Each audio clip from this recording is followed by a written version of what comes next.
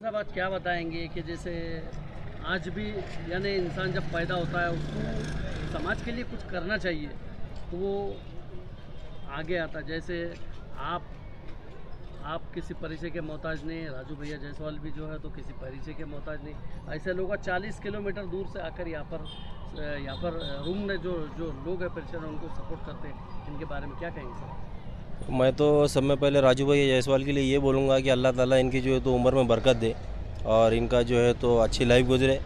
क्योंकि जिस तरीके से राजू भैया जायसवाल जो है तो हर जात हर धर्म की जो है तो पेशेंटों की मदद करते हैं और निस्वार्थ करते हैं। इनको बुलाना नहीं पड़ता, ये जाते हैं हर जगह पर, जहाँ जहाँ पेशेंट के रिश्तेदार है परेशान है फाइल लेके खड़े हुए हैं तो उनको खुद जाके अप्रोच होते हैं, खुद पूछते हैं कि भाई तुमको क्या तकलीफ है, क्या अड़चन है, क्या मदद होना। और मैंने ख़ास करके इनकी मदद का जो काम देखा हूँ वो कोविड के अंदर साहब, जब दुनिया अपने घर में बैठी हुई थी अपनी जान की हिफाजत कर रही थी, वो टाइम में राजू जायसवाल अकेला, ये गाड़ी थी, ये बाला साहब ठाकरे साहब का जो है तो फ़ोटो था और ये सेवक बोल के जो है तो बाहर निकलता था और हज़ारों नहीं लाखों पेशेंटों की जो है तो राजू भैया जायसवाल ने मदद की है। तो ऐसे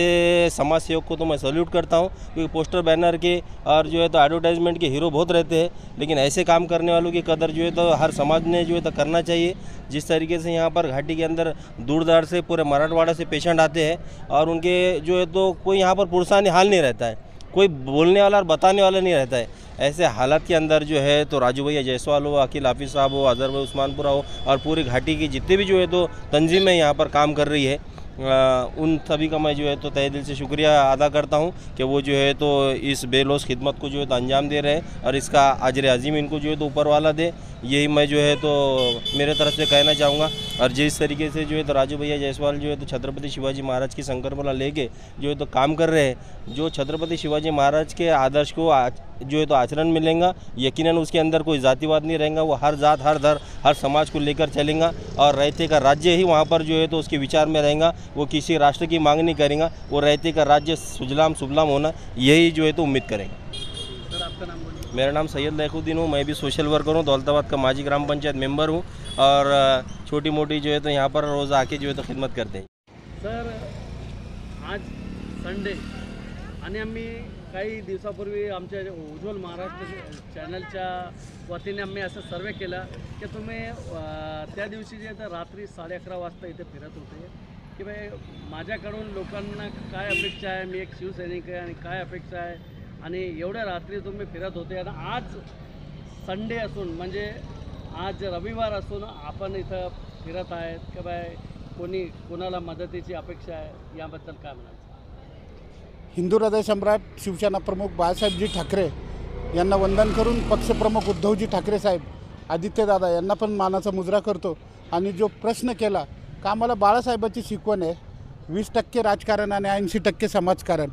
आज उद्धवजीच्या आशीर्वादाने संपूर्ण महाराष्ट्रामध्ये मराठवाड्यामध्ये नाव आहे, त्यामुळे कोणाला ब्लड द्यायचं असतं, कोणाला इमर्जन्सी असते तर करमतच नाही, यावंच लागतं आणि रुग्णसेवा ही ईश्वर सेवा आहे, त्यामुळे वेळ द्यावाच लागतो आणि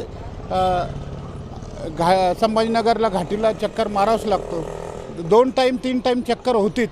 सगळ्याच्या समस्या जाणून सगळ्याला मी मदत करतो। बाकी माझं जे कार्य आहे ते मी उद्धवजीच्या आशीर्वादाने चालू ठेवतो आणि खरोखरच आज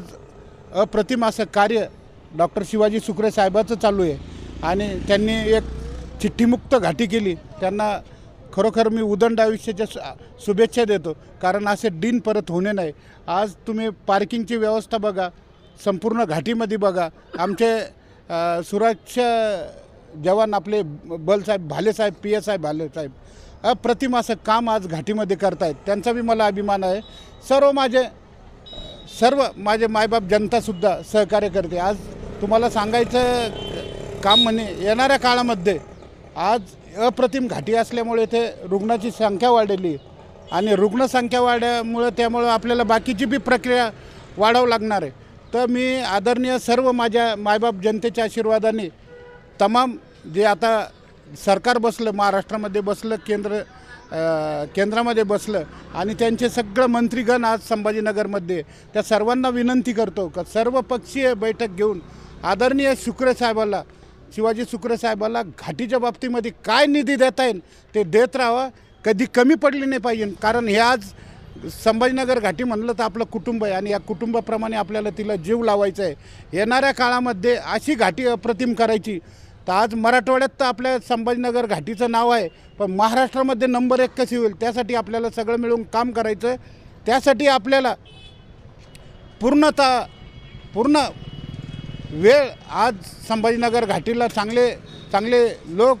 देतात, त्यांचा मला अभिमान आहे. आणि खास करून माझे मुस्लिम बांधव, मुस्लिम